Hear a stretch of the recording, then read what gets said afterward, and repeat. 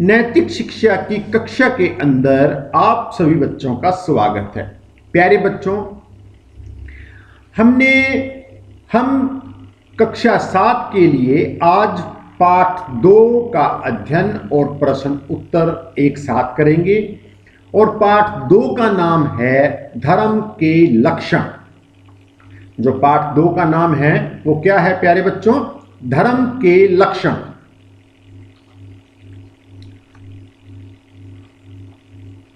देखो प्यारे बच्चों, सामान्यतः हिंदू, मुस्लिम, सिख, ईसाई आदि को अलग अलग धर्म के मानने वाले समझ लिया जाता है। मतलब जो हमारे हिंदू हैं, मुस्लिम हैं, सिख हैं, ईसाई हैं, हम इनको ये मानते हैं कि तो अलग अलग धर्मों से हैं। वास्तव में यह ठीक नहीं है। हिंदू का अर्थ है एक देश विशेष भारत। भारत का मतलब ही हिंदू है। भारत में रहने वाला, वहां की संस्कृति को मानने वाला। अब प्यारे बच्चों, यहां पर एक प्रश्न भी बन जाता है कि हिंदू का अर्थ बताएं। हिंदू का अर्थ क्या है? कि भारत में रहने वाला और वहां की संस्कृति को मानने वाला, बस सीधा सा। सिख, बौद्ध, जैन उसी संस्कृति के अंतर्गत विशेष मत या पंथ हैं। अब ये जो पंथ बताए ये भारत देश के ही लोगों के तो हैं।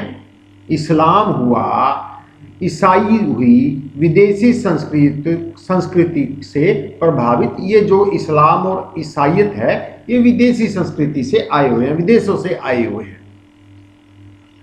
अब कोई व्यक्ति हिंदू, मुस्लिम या ईसाई होते हुए धार्मिक भी हो सकता है। ये जरूरी नहीं है कि प्यारे बच्चों वो हिंदू है, वो मुस्लिम है, वो ईसाई है, वो धार्मिक नहीं है। वो हिंदू धार्मिक भी हो सकता है और अधार्मिक भी। ऐसे ही दूसरे धर्मों में भी है।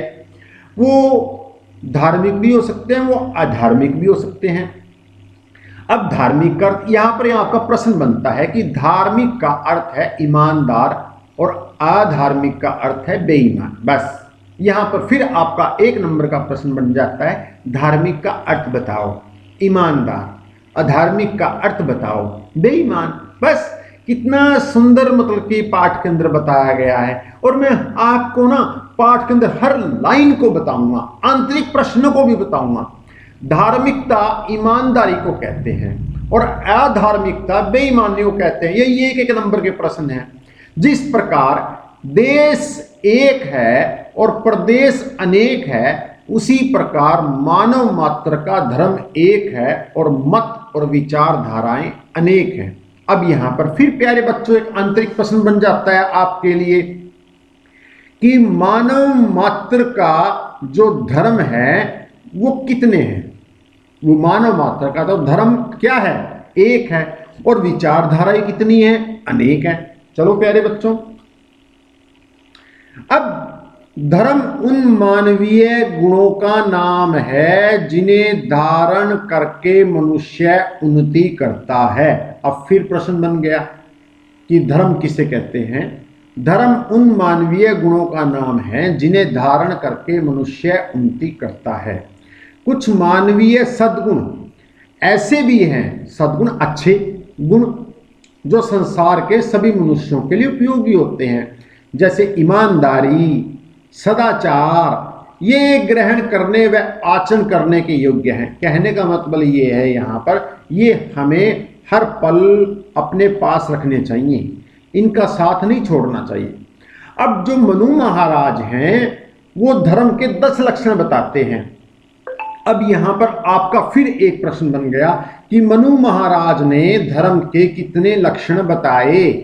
मनु महाराज ने धर्म के कितने लक्षण बताए? 10 लक्षण बताए। वे सब के सब मनुष्य मात्र के लिए उपयोगी हैं। यहां पर फिर क्या प्रश्न बना? मनु महाराज ने धर्म के कितने लक्षण बताए? 10। धृति, क्षमा, दमो अस्ते, शोच, मिंद्रिय निग्रह, धी विद्या, सत्यम, क्रोधो, दशकम, धर्म लक्षणम। ये संस्कृत के अंदर धर्म के लक्षण बताए मनु महाराज ने। अब हम इस श्लोक का अध्ययन करेंगे। सभी मानते हैं कि व्यक्ति कि धीरज रखना चाहिए, व्यक्ति को धीरज रखना चाहिए, क्षमाशील होना चाहिए, अपने मन पे काबू रखना चाहिए, किसी के धन की चोरी नहीं करनी चाहिए, शरीर और मन को पवित्र होना चाहिए, इंद्रियों का दास नहीं बनना चाहिए, उन्हें वश में रखना चाहिए और क्रोध नहीं करना चाहिए, सत्य का पालन करना चाहिए। यही सारे के सारे 10 लक्षण हैं प्यारे बच्चों। पर ऐसा मानने और कहने मात्र से कोई व्यक्ति धार्मिक नहीं हो जाता। धार्मिक या ईमानदारी उसी को कहा जाएगा जो इन आस्थाओं और मान्यताओं के अनुकूल आचरण करें। अब जो मनु महाराज ने 10 लक्षण बताए, हमने अभी पढ़े वो पिछली स्लाइड के अंदर, इसमें कहा गया कि जो इनको पढ़ेगा उसी को मान्यताओं के कारण आचरण करेगा, हम उसको धार्मिक और ईमानदार कहेंगे। इन लक्षणों में किसी विशेष ग्रंथ को पढ़ने या न पढ़ने की बात नहीं कही गई, ईश्वर को मानने या न मानने की शर्त भी नहीं लगाई, ठीक है ना। किसी अवतार, पीर, पैगंबर को भी नहीं मानने को बताया। कोई व्यक्ति किसी भी संस्कृति या मजहब को मानने वाला हो, यदि उसमें ये बातें हैं जो हमने अभी पीछे पढ़ी मनु महाराज की बताई हुई पिछली स्लाइड के अंदर, वो धार्मिक है। जिसमें ये बातें नहीं हैं वो अधार्मिक है। और यही 10 बातें आपका प्रश्न नंबर 1 भी है। ये गुण धर्म की पहचान है। उपयुक्त 10 लक्षणों या पहचानों का संबंध व्यक्ति तथा समाज, इकाई, समूह दोनों के साथ होता है प्यारे बच्चों। जिस समाज के सदस्यों में, जिस समूह की इकाइयों में ये गुण होंगे, जिस समाज के अंदर, जिस मोहल्ले के अंदर, जिस देश के अंदर, लोगों के अंदर ये गुण होंगे, वह राष्ट्र समूह धार्मिक होगा, सभ्य होगा और वही व्यक्ति धार्मिक भी होगा। कौन सा? जो मनु महाराज ने धर्म के 10 लक्षण बताए वो सभी के अंदर हों। अब ऋषियों ने भी धर्म की एक परिभाषा दी है, यतो अभ्युदय निःश्रेयस सिद्धि स धर्मः, अर्थात धर्म वह है जिस पर आचरण करने से अपनी और सबकी उन्नति होती है। निःश्रेयस अर्थात आत्म कल्याण भी होता है। ये अपनी के बारे में कहा कि धर्म आप वो कहोगे कि कोई कार्य कर रहे हो, उसको आपको तो बेनिफिट है ही है, लेकिन समाज को भी बेनिफिट होना चाहिए, वो धर्म है। जहां पर आप अपने के लिए कार्य कर रहे हो और ये सोचे कि इस कार्य का बेनिफिट मेरे दोस्त को ना मिले, मेरे समाज को ना मिले, मेरे पड़ोसी को ना मिले, वो अधर्म है।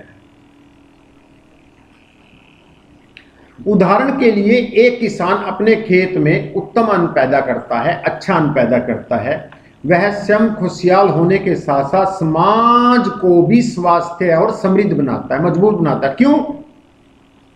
जबकि दूसरा तंबाकू की खेती करके स्वयं भले ही मालामाल हो जाए, लेकिन समाज के स्वास्थ्य के लिए हानि करता है। इसी प्रकार अच्छी एवं शुद्ध वस्तुओं को व्यापारी अपने साथ साथ समाज का भी भला करता है। देखो कितना सुंदर उदाहरण बताया कि हैं दोनों किसान, एक उत्तम कोटि की खेती करने वाला, अन्न पैदा करने वाला भी किसान है और तंबाकू उत्पन्न करने वाला भी किसान है। लेकिन अन्न पैदा करने वाले से अपना तो भला होता है, लेकिन समाज का भी भला होता है, वो धर्म है। लेकिन तंबाकू वाले से उसका तो फायदा होता है, लेकिन समाज का फायदा नहीं होता, वो अधर्म है। जबकि मिलावटी हानिकारक वस्तुओं को बेचने वाला व्यापारी, अब देखो स्वयं की दृष्टि से भले ही पैसे कमा रहा हो, अब जैसे मान लो आप दूध कहीं से घर से लेके आते हो और दूध में आपको वो दूध बेचने वाला जो भी घर है जिससे लेके आते हो, दुकान से लेके आते हो, घर से लेके आते हो, डायरी से लेके आते हो, वो पानी मिला के देता है। ठीक है कि वो पैसे तो मतलब कि ले रहा है, वो खुद माला माल हो जाए, लेकिन समाज का हत्यारा है। यदि नकली दूध बेच रहा है, नकली माल बेच रहा है, वो समाज के लिए हत्यारा। क्यों? लोगों के जीवन के साथ खिलवाड़ कर रहा है। वास्तव में वह अपनी हानि तो करता है, लेकिन सबकी आंखों से भी गिर जाता है। यदि उसका पता लग जाए हाँ भाई वो गंदा काम करता है, उसने तो नकली दूध बेचा, तो वो सबकी आंखों से भी गिर जाएगा और जूते भी खाएगा। अतः कर्म ऐसा करना चाहिए जिसके साथ अपना तो भला हो, लेकिन समाज का भी भला हो और अपनी आत्मा भी मैली ना हो। ठीक है ना प्यारे बच्चों? अतः आत्मना प्रतिकूलानि प्रेषाम न समाचरेता, अर्थात जो हमारे प्रतिकूल हो, जो हमें अच्छा ना लगे, वह काम हमें दूसरों के साथ नहीं करना चाहिए। प्यारे बच्चों, ये इसका अर्थ है। अब इस पाठ के अंदर 2 प्रश्न हैं। अब हम पाठ अध्ययन तो कर लिया, अब मैं आपको इस पाठ के उत्तरों के साथ भी अध्ययन के साथ करवाऊंगा। प्यारे बच्चों, इस पाठ के आधार पर निम्नलिखित वचनों के अर्थ लिखने। धृति धीरज को बोलते हैं प्यारे बच्चों। क्षमा माफ करना। दमोस्ते मन पर काबू रखना। शौच पवित्र होना। अब सोच का एक दूसरा अर्थ और भी है, सफाई, दांतों की सफाई, शरीर की सफाई, ठीक है ना, मलमूत्र की सफाई, इसीलिए यहां पर पवित्र होना कहा गया है। इंद्रिय निग्रह, इंद्रियों का दास नहीं बनना। सत्यम, सत्य का पालन करना। आक्रोधा, क्रोध नहीं करना।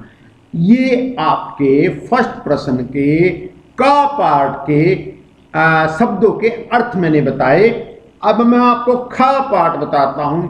आत्मनः प्रतिकूलानि प्रेषाम न समाचरेता, जो हमारे प्रतिकूल हो, जो हमारे विपरीत हो, जो हमें अच्छा न लगे, वह व्यवहार हमें दूसरों के साथ कदापि नहीं करना चाहिए, कभी नहीं करना चाहिए। यही धर्म का बेटा मूल है, यही धर्म का आंसर है। अब इसके 2 ही प्रश्न हैं। ये दूसरा प्रश्न है, वे कौन से गुण हैं जिनके कारण व्यक्ति को धार्मिक कहा जा सकता है? व्यक्ति को धीरज रखना चाहिए, क्षमाशील होना चाहिए, मन पर काबू रखना चाहिए, इंद्रियों का दास नहीं बनना चाहिए, उन्हें वश में रखना चाहिए, क्रोध नहीं करना चाहिए, सत्य का पालन करना चाहिए। अब देखो, ये यहाँ पर पूछा प्रश्न के अंदर, वे कौन से गुण हैं जिनको व्यक्ति को धार्मिक कहा जाता है। क्योंकि प्यारे बच्चों, आपके ऑनलाइन पेपर भी चल रहे हैं और ऑफलाइन भी हैं। जिनके यहाँ ऑफलाइन है उसकी स्टडी भी ऑफलाइन के हिसाब से मैं करवा रहा हूँ, और जिनके बच्चों के पेपर ऑनलाइन है, आंतरिक पाठ को भी मैं उसी दृष्टि से आपको पढ़ा रहा हूँ ताकि आपको कोई दिक्कत ना आए। तो ये 2 प्रश्न हमने कर लिए और यहाँ पर आपका पाठ पूर्ण होता है प्यारे बच्चों। धन्यवाद बच्चों। प्यारे बच्चों, आपको यदि YouTube क्रिस इन्फॉर्मेटिक चैनल पर DS की वीडियो अच्छी लगती हैं तो आप अपने दोस्तों को भी बताओ कि सबसे अच्छी वीडियो पाठ अध्ययन के साथ, प्रश्न उत्तरों के साथ, पावर स्लाइड के साथ क्रिस इन्फॉर्मेटिक YouTube चैनल में मिलती हैं। तो आप सभी बच्चों को आशीर्वाद। आप हंसते रहो, आप मुस्कुराते रहो, आप आनंद से रहो, आप खेलते रहो। यही हम सब अध्यापकों का आपके लिए आशीर्वाद है। धन्यवाद बच्चों।